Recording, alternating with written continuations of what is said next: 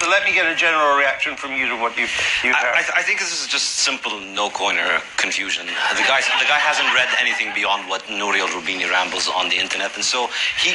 No, I read your book. Clearly you haven't. I should have tried reading the Turkish edition, really, but I did read it. All right. Clearly you would have understood equally as much. But the point is this. He mistakes the Bitcoin protocol for the Bitcoin exchanges. And this is as silly as thinking that if your dollars get stolen from your pocket, then the U.S. Federal Reserve has been compromised.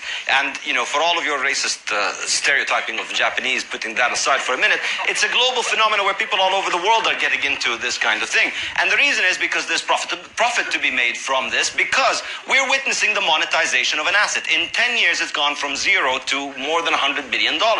That's going to be volatile. A lot of money is going to be made on the rises and on the losses, and that's natural. But of course, as a high-time preference Keynesian, he cannot understand the idea that people might talk about something, not about the next quarterly earnings or the next interest rate meeting. So, as long as I can't deliver this Bitcoin standard to him completely operational and functional within the next, say, 5 weeks or so, then this is maybe in 300-400 years or something like that. Likely it won't be during your lifetime where the world gets rid of all of these currencies, but you know what? Many of us will still be around, and we will have to deal with the consequences of what your monetary system and your overindulgent 20th century excess of credit and war and garbage has left us as a society. And by God, we're going to clean it up.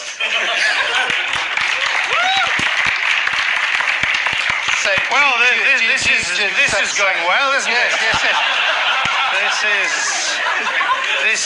This is making the Brexit debate sound almost civilized.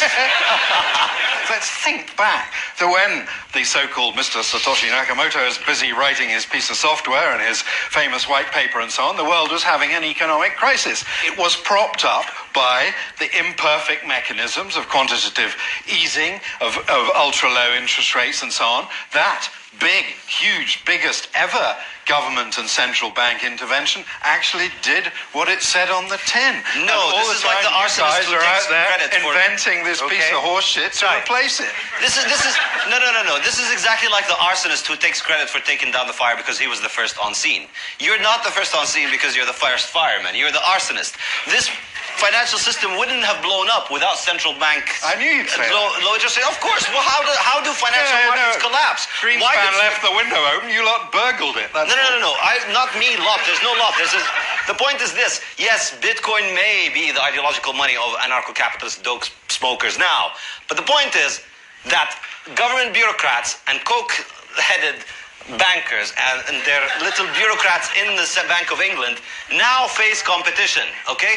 They had gotten away with many decades, maybe even centuries, of just using their monopoly position and the role of governments used to monopoly of force to enforce their monopoly of money.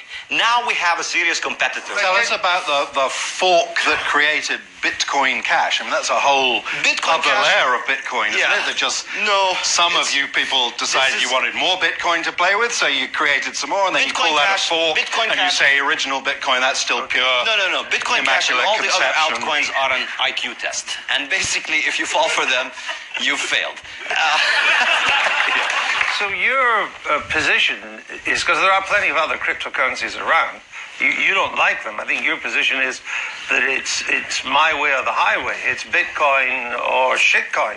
Precisely. Yes. Thank you. Right. Yes. The way that I would put it is Bitcoin has a chance of succeeding. None of the others do. Bitcoin is the first money that we've ever invented that is harder than gold, which is why I find it immensely interesting. Even if it fails, I think it's an astonishing economic experiment. And you don't fear that Bitcoin, as you describe it, as this only hard currency, will simply be overwhelmed by the growth of hundreds, thousands of alt currencies, because that's where the money's to be made. Be fine for wacko academics like you to stay glued to the original immaculate conception of Bitcoin, but all these guys out here just want to make money. So they want the things that are even more volatile. No, that's an excellent question. They want to be in on the ICO scam. That's an excellent question, but you see, we live in an easy money environment because it's easy to get loans. You can borrow money to buy a goddamn TV. So you can always get easy money. What's wrong with that? What's wrong with that is that, nothing is wrong with that as long as you find somebody to lend you the money. Sure. But when the bank creates the money out of thin air, then it forces everybody who uses that currency to finance your TV. But the growth of debt and the ability of people to borrow has resulted in a massive increase in global living standards. The growth in prosperity and the reduction in poverty around the world has come about not because the central banks of the world have printed more money, otherwise Venezuela would be the richest country in the world today. It has come about because of technology, because of capital accumulation, and that what drives